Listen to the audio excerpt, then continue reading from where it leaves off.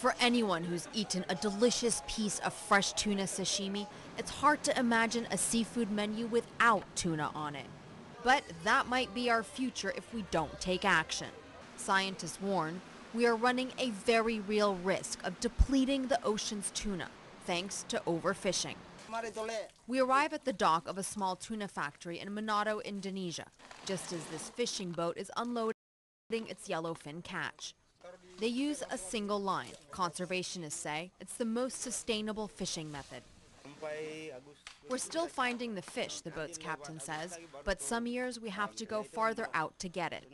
The fish are also smaller. Though it takes at least 2 men to heave around, each is about half the weight it should be. This is how your sushi and sashimi start out. The first stage is cleaning the fish. Sanitation here is key.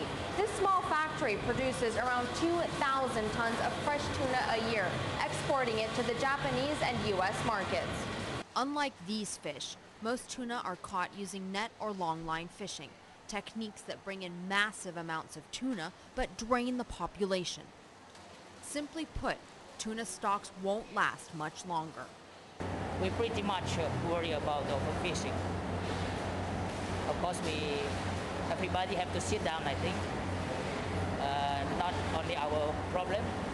This is international. Every country, stakeholder have to sit together. Scientists warn we have to take action now. According to the WWF, we've already managed to fish out 90% of the world's large fish, and 40% of the world's recorded catch is wasted, as in caught in nets and not consumed.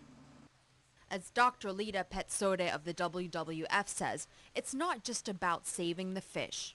If we don't address overfishing for some of the species, and tuna is very critically overfished, then there will be no jobs, there will be no food going to Europe and the United States and Japan, and also the food security for people living here is going to be really a problem.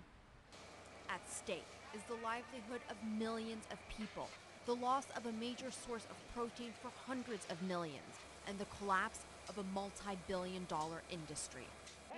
In Japan's infamous Tsukiji fish market, bluefin tuna prices are off the charts. In January, one sold at an auction for just over $100,000. The financial incentive to hunt down to the very last bluefin tuna is huge. But if we keep hauling fish out of the waters at this rate, we're going to find ourselves with a vast ocean and very little to eat from it, as the last tuna is carted away to the highest bidder. Arwa Damon, CNN, Manado, Indonesia.